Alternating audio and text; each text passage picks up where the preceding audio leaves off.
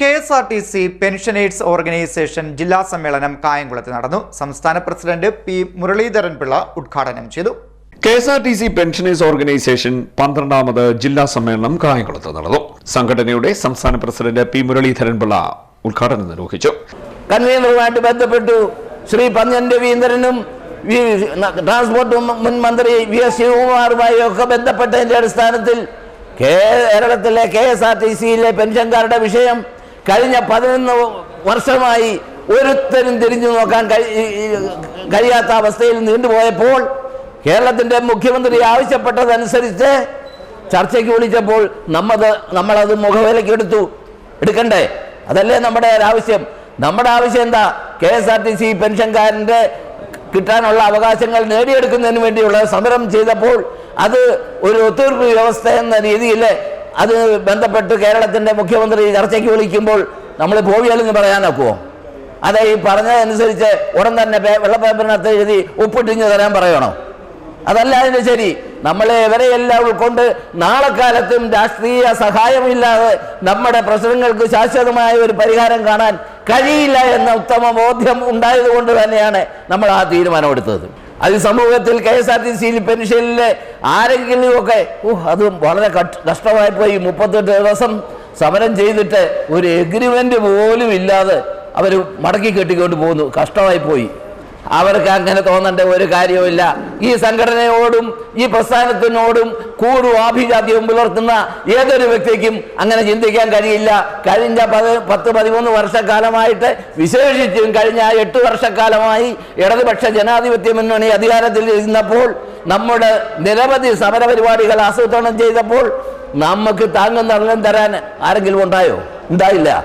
അതിൻ്റെ അടിസ്ഥാനത്തിലാണ് ബഹുമാനപ്പെട്ട കേരളത്തിൻ്റെ മുഖ്യമന്ത്രി നമ്മളോട് ട്രാൻസ്പോർട്ട് മന്ത്രിയെ വിളിച്ച് ഈ പ്രശ്നം പരിഹരിക്കണം, അതിനുവേണ്ടി ചർച്ച നടത്തണം എന്ന് പറഞ്ഞപ്പോൾ നമ്മളത് അംഗീകരിക്കുന്നതിന് തയ്യാറെടുക്കുകയും ചെയ്തു എന്നുള്ളതാണ് അതിൻ്റെ വസ്തുത. ഞാൻ ദീർഘമായി സംസാരിക്കും. General secretary advocate PA Muhammad Ashraf മുഖ്യപ്രഭാഷണം നടത്തി. സമരങ്ങൾ കഴിഞ്ഞ 3 വർഷക്കാലമായി പ്രതിമാസ പെൻഷൻ ലഭ്യതയ്ക്കടക്കം നമ്മൾ നടത്തിയ ശേഷം ക്ലസ്റ്റർ കുടുംബയോഗങ്ങൾ നടത്തി, പെൻഷൻകാരുടെ ഭവനങ്ങൾ സന്ദർശിച്ചു.